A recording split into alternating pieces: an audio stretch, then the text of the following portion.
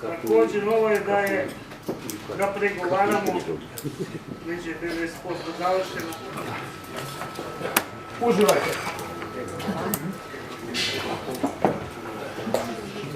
Pavle, da li ste zadovoljni sa današnjim odzivom zainteresovanih poljoprivrednika?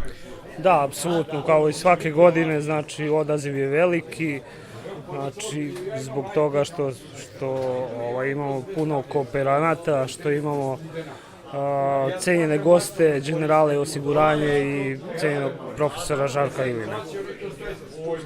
Osim ovakvih edukacija, na koji još način je vaša firma TPAM pomaže poljoprivrednicima? Pa znači dajemo informacija o novim proizvodima, imamo web sajt koji se ažurira i imamo stalan kontakt sa kooperantima.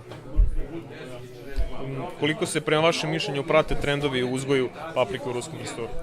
Pa puno, mogu da kažem da puno, a puno ima i znanja u samim proizvođačima. Profesor, ovo nije prvi put da držite predavanje u ruskom krsturu. Da li tokom godina primećujete povećanje kvaliteta uzgoja paprike u ruskom krsturu? Pa jeste, profesionalni proizvođači, uopšte povrća, pogotovo paprike, u naseljenom mestu Kula su posvećeni ovoj proizvodnji. Mogu reći da imaju izuzetno dugu tradiciju koja seže više od 2 veka unazad.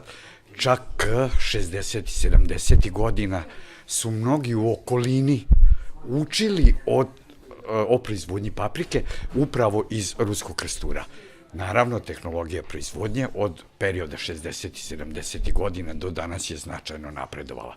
Primenjuju se vrhunske tehnologije, pre svega nastiranje zemljišta, postavljanje sistema kap po kap, hranjenje biljaka na osnovu potrebe biljaka za vodom i za hranom, uz neposredno pokrivanje biljaka agrotekstilom, uz vrhunske prinose. Što je posebno važno, ruski krstur proizvodi ekstra kvalitetnu, zdravstveno bezbedan, gotov proizvod za svežu potrošnju, ne samo za tržište Vojvodine i Srbije, nego značajne količine završavaju u izvozu. Nažalost, još uvek samo u svežem stanju. Bolje bi bilo kada bi značajnije količine mogle biti prerađene i kao prerađene, bilo hladnom preradom, pasterizacijom, sušenjem ili dehidracijom i izvezeno na trećeg tržišta. Ostatak čistog dohotka sa iste jedinice površine bi se višestruko uvećao. Po vašem mišljenju, koji su najčešći problemi na koje nailaze proizvođači paprike? Pa problemi su uglavnom vezani za one abiotičke efekte koji su neminovni u uslovima verovatnih klimatskih promjena. Znači, dele sudbinu ne samo proizvođača paprike u Vojvodini, u regionu, nego mnogo šire.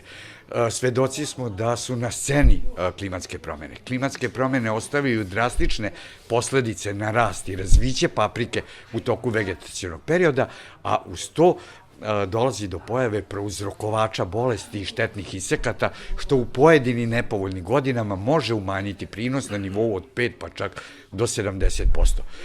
Ove probleme bi u budućnosti vrlo lako prevazilazili ako bi deo po deo proizvodnje po stopi na nivou od 5 do 10% u narednih 15 ili 20 godina sa otvorenog polja proizvodnje paprike prevodili u proizvodnju u zaštićenom prostoru sa ili bez dodatnog zagrevanja. Na taj način bi povećavali prinose za više od 10 puta po istoj jedinici površine, a u apsolutno kontrolisanim uslovima bi obezbedili sigurnost, bezbednost takve proizvodnje bez štetnih organizama, dakle bez prouzrokovača bolesti i štetnih insekata i vrhunskog kvaliteta. I poslednje pitanje, da li vas poljoprivrednici posle ovakvih predavanja kontaktiraju i traže neke dodatne savjete? Pa, Poljoprivredni fakultet u Novom Sadu, Departman za ratarstvo i povrtarstvo, predmet povrtarstvo, odakle ja potičem, je na usluzi svim profesionalnim proizvođačima direktno, preko poljoprivrednih stručnih službi, preko stručnjaka u zadrugama, kooperacijama, raznoraznim firmama i kompanijama, i naša misija je da sva stečena znanja preko domaćih i međunarodnih projekata najkraćim putem, pa i ovakvim predavanjima, prenosimo u široku proizvodnu praksu i mogu reći da su rezultati primetni. Osjeća se izuzetno veliki napredak u odnosu na 60. 70. 80. godine prošlog veka.